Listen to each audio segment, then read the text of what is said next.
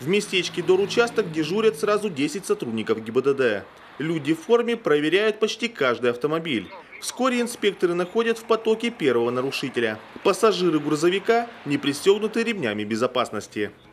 Машина сзади оборудована ремнями безопасности. У вас пассажиры не пристегнуты ремнями безопасности.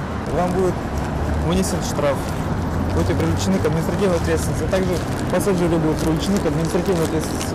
Такая забывчивость будет стоить каждому мужчине 500 рублей. Ответить за них придется и водителю.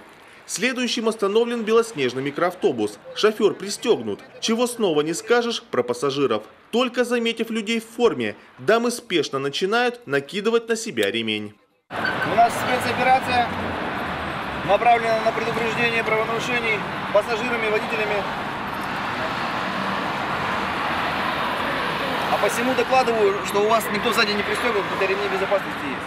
В отношении водителя, а также пассажиров, стражи порядка составляют протокол. Мужчина негодовал, ведь лично он ничего не нарушал. А вот за действия пассажиров ответственность нести не готов. Однако стражи дорог непреклонны. Почему не пристегиваетесь в автомашину? Обычно всегда пристегиваемся. А сегодня что случилось? Утро? В следующий раз не будем. Ну, вот видите, вам предупреждение получилось, да, а водителю 1000 рублей штраф за это. Административная ответственность за нарушение правил применения ремней безопасности и перевозку непристегнутых пассажиров водителю грозит штраф в размере 1000 рублей. Ну а за нарушение правил перевозки несовершеннолетних детей на сегодняшний день штраф составит 3000 рублей. Только за июль в одном Сыктывкаре случилось 32 ДТП, в которых 4 человека скончались, еще 38 получили серьезные травмы. В некоторых случаях причиной тяжелых последствий и даже гибели стал именно непристегнутый ремень безопасности.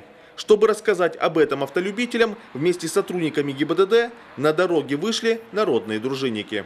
Проводим разъяснительную беседу. Помогаем научить водителей правильно пристегивать детские удерживающие устройства для того, чтобы избежать каких-то повреждений ребенка в случае ДТП или резкого торможения. Водители очень адекватно реагируют, раздаем буклеты.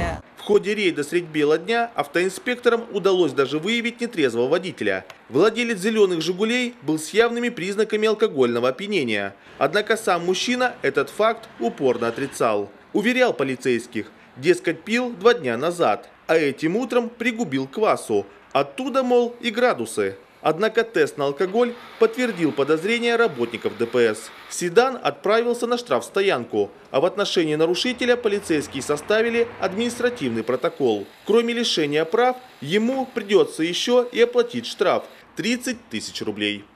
Антон Булаев, Артем Соколов, телеканал Юрган, Сыктывкар.